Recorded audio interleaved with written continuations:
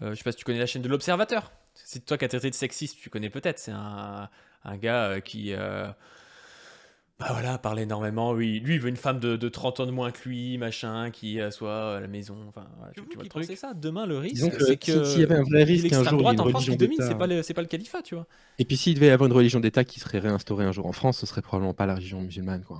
Bah, sur le catholicisme, évidemment. Mais moi, je pense que Évidemment. de toute façon, il n'y aura pas de religion d'État en France demain. Mais Oh, bien tu sûr. vois, c'est ridicule de faire croire qu'il va y avoir un Ok. califat, quoi, des musulmans. Et c'est d'ailleurs un deuxième point commun entre les athées militants, enfin certains athées militants, évidemment. Mandax, par exemple, je pense que c'est pas le cas, tu vois. Mais certains athées militants et les intégristes religieux, c'est qu'ils ont l'impression que demain, il peut y avoir un califat en France.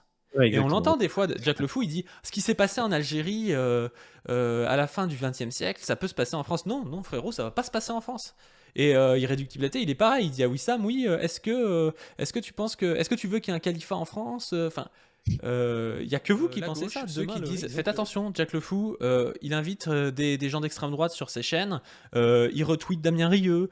Voilà, il n'est pas très au clair avec ça, alors même qu'en France, les gens qui peuvent nous enlever des droits civiques, des droits individuels actuellement, bah, je pense que c'est plutôt l'extrême droite que les musulmans. Et donc, la critique de bonne foi de l'islam, il n'y a pas de souci, mais attention avec qui vous la faites, attention à ne pas faire, pour le coup, le jeu de gens qui voudraient nous enlever des droits individuels comme l'extrême droite. En fait, quand il y a une Regardez. sorte d'atmosphère qui se ligue contre les communautés musulmanes en France, nous, on se pose la question de se dire, bah, en fait, comment ça peut être perçu, ces discours-là? Comment ça peut être récupéré? Ben, tu vois, même les catholiques intégristes en France, bah, évidemment, vont jamais lapider personne en France. Et pourtant, il existe des lapidations dans certains pays qui appliquent la religion catholique, ce qui montre bien qu'en réalité, finalement, le problème, c'est pas la religion, le problème, c'est le système politique qui va autoriser ce genre de dérive. En fait. Et nous, c'est ça qu'on essaie. Se borner à la critique du texte, comme si c'était le texte en lui-même qui était dangereux, c'est anachronique, ça n'a pas En beaucoup de fait, sens. à part Irréductibilité et les intégristes littéralistes de l'islam, personne ne croit le texte sur parole. Et c'est quand même très très problématique de réduire la religion au texte. Il n'y a que les intégristes normalement qui font ça, mais en fait certains athées militants font ça, et ça c'est mauvais signe, parce qu'en plus de ça, si je sais pas, je crois que dans les trois religions du livre, que ce soit les musulmans, les juifs ou les chrétiens, on a le droit à l'esclavage. Dites-moi Absolument. qui en France pratique l'esclavage. Moi je veux savoir. Parce que si Irréductibilité a raison, ça veut dire qu'il y a des gens en France qui pratiquent l'esclavage. On ne sait pas, mais les chrétiens en France et les musulmans en France et les juifs en France pratiquent l'esclavage. Bah, ça n'a pas de sens en fait. Donc on ne peut pas s'en tenir à une critique du livre, parce que la religion c'est une pratique sociale, c'est une réinterprétation des textes. C'est pas juste ah regardez c'est marqué dans le livre, quoi. Ouais, Mandax reconnaît une partie de nos arguments, tu vois, et il le dit d'ailleurs dans cela, il fait vraiment preuve de bonne foi quand il dit « j'ai bien compris », tu vois, ça c'est vraiment nos discours qu'on a pu tenir avec lui, qu'il y avait une peur de récupération à l'extrême droite, donc c'est quelqu'un qui nous écoute, malgré tout. Hein. Et surtout, on le voit pas avec les autres religions, c'est-à-dire qu'on ne voit pas des chaînes qui appellent des catholiques pour dire « regardez ce que vous avez dans l'Ancien Testament, c'est stupide ». Ouais, d'accord, c'est des livres qui ont plus de 2000 ans, l'Ancien Testament en l'occurrence, le Coran je crois que ça a mis 600 ans. Oui, c'est des livres qui sont à l'évidence anachroniques, bien évidemment, mais c'est aussi le rôle des leaders religieux, des imams, des prêtres, etc., enfin, des rabbins, d'arriver à analyser le texte, d'en faire quelque chose de concret, d'expliquer en fait comment on peut interpréter aujourd'hui avec notre compréhension du monde certains passages du texte. Et ce serait en fait, tu vois, je trouve assez... je ne vais pas dire le mot, mais disons que ce serait déplacé de considérer que les musulmans, eux, prennent tout au pied de la lettre, et donc il faut leur expliquer, tu vois, les contradictions dans leur texte. Des trucs comme ça. Et là, vous avez des gens qui disent regardez, ce texte est réactionnaire en soi, lutter contre ce texte est donc progressiste. C'est ça en fait leur truc, mais c'est purement idéaliste, parce que qui applique ce texte, on ne sait pas trop. Et si tu le fais devant Damien Rieu, je suis désolé, mais Damien Rieu, c'est le mec qui demain peut devenir... Damien Rieu, c'est possible que demain il soit député. Ouais. Le musulman dont tu parles, il sera pas député demain en fait.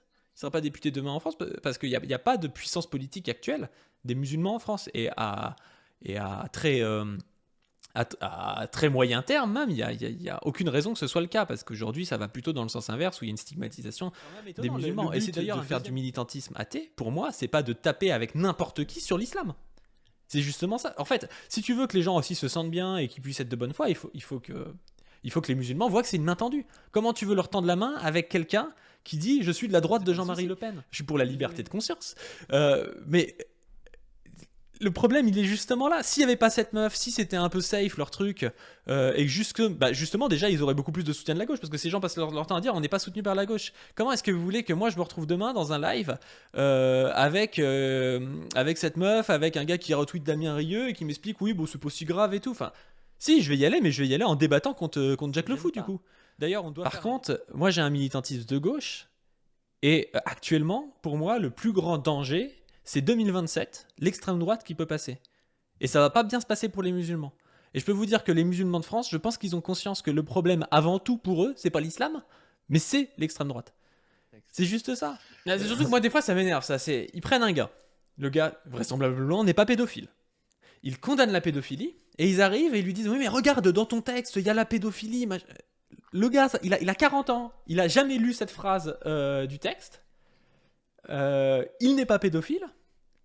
Je vois pas trop. En fait, je vois pas ce qu'ils font. Le mec, c'est pas un littéraliste qui est en train de te dire comme le Coran dit qu'on a le droit de je sais pas quoi avec des filles de 9 ans parce que le prophète l'a fait. Enfin, voilà.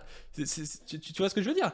Le type, dans sa vie, ça ne change rien, si tu veux. Et c'est ça qu'on essaie de montrer en fait dans cette contradiction de dire oui, mais peu importe si c'est l'extrême droite qui. Ah bah non, pas peu importe justement. Parce que si c'est des propos qui tendent à faire monter l'extrême droite et qu'un jour l'extrême droite arrive au pouvoir, qu'ils dissolvent l'Assemblée et qu'ils ont des députés à l'Assemblée, il faut que les gens réalisent qu'on ne va pas avoir l'extrême droite au pouvoir que pendant 5 ans en France. Tu vois ce que je veux dire? Il faut que les gens le voient, ça. Et ça va se retourner contre eux. Ça va se retourner. Et puis, ça se retournera ensuite contre les minorités de genre, ça se retournera contre. Tu vois ce que je veux dire en fait? Et c'est ça. Moi, j'ai toujours eu un truc par rapport à ça, et je pense qu'on me l'enlèvera pas, c'est d'essayer de comprendre autrui, tu vois. Et moi, c'est ce que j'ai essayé de faire avec les apostats, et je vois bien qu'il y a quand même un souci, c'est que pour l'instant, ils ne trouvent pas dans la gauche qui, quand même, la gauche, c'est justement les gens qui ont critiqué la religion et les gens qui défendent la liberté de conscience. Et ils trouvent pas assez, du moins c'est ce qu'ils nous disent, on trouve pas assez de soutien chez vous. Donc ça veut dire qu'il y a quand même un souci, tu vois. Mais eux n'arrivent pas à comprendre que si personne ne comprend ce qu'ils sont en train de trafiquer, à retweeter des diamarieux et à inviter des soraliennes le pénis sur leur live, personne ne comprend ce qu'ils foutent à gauche. C'est peut-être aussi qu'eux, il y a un problème dans leur comment ça s'appelle, dans leur militantisme.